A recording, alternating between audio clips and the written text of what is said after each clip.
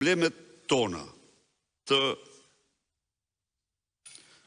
ishte ngjarje e një rëndësie shumë të madhe, dështimi i plot i përpjekjeve të jashtëzakonshme të Edi Ramës për të ndryshuar, për të mos thënë për të bllokuar raportin mbi farsën elektorale të 11 majit.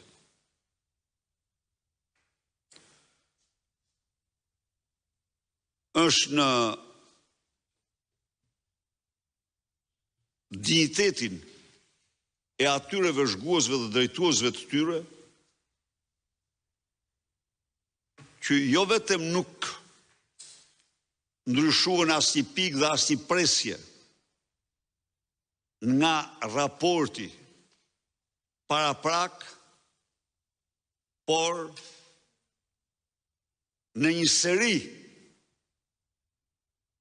çështjesh renditën shumësi fakte të shumta dhe të dhëna me të cilat i dhanë përgjigje përfundimtare Edi Ramës, që u thoshte ku keni fakte ju për të provuar këto që keni shkruar. Ai që ka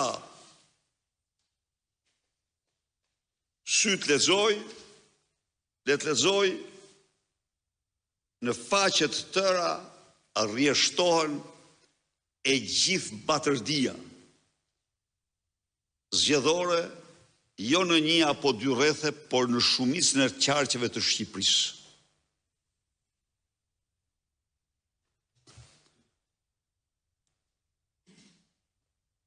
E vërteta është se në 33 vite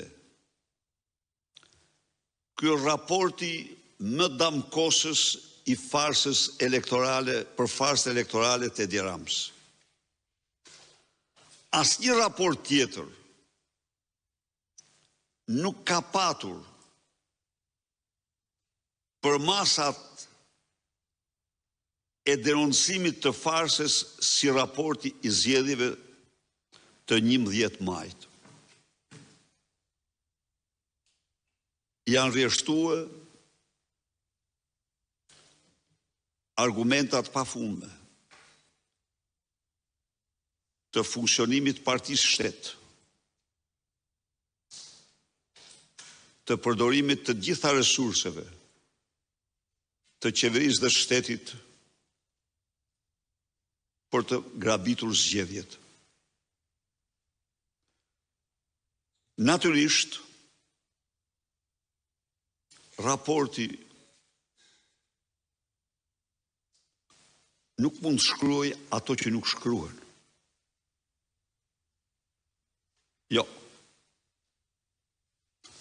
Ai ka patur detyrë, ata burra dhe gra kanë patur detyrë të thonë nëse zgjedhjet përputhen me standardet ndërkombëtare apo jo. Ky është detyra e tyre. Ky ka qenë dhe ky është detyra e tyre. Dhe ata faktojnë se në një demokraci pluraliste këto zgjedhje nuk përputhen me standardet ndërkombëtare në parimin më themelor të barazisë. Ata faktojnë se u përdoren të gjitha mjetet për të shtruar një proces elektoral në farsë.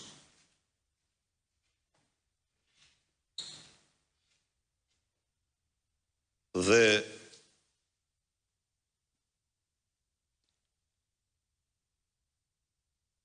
i përshëndes përzemërsisht që i kanë qendruar kryeministrit në të gjitha qëndrimet e tij antikushtetuese, antiligjore në farsën elektorale. Ka një citim timin, ju lutem, vetëm për një moment më duhet ta zbërthej pak. Thot se Berisha thot, quajti një aleat, kërcënoi një aleat të Rama se më datën 11 maj do shpallej organizatë terroriste. Fjala ishte për kartelin Troprini, miq. Dhe unë i përgëzoj, e kam thënë atë, nuk e mohoj.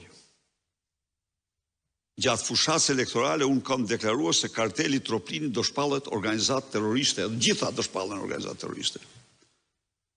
Pra, unë i falënderoj për këtë sankcionim që i kanë bërë raport deklaratësime se në mënyrë absolute, ato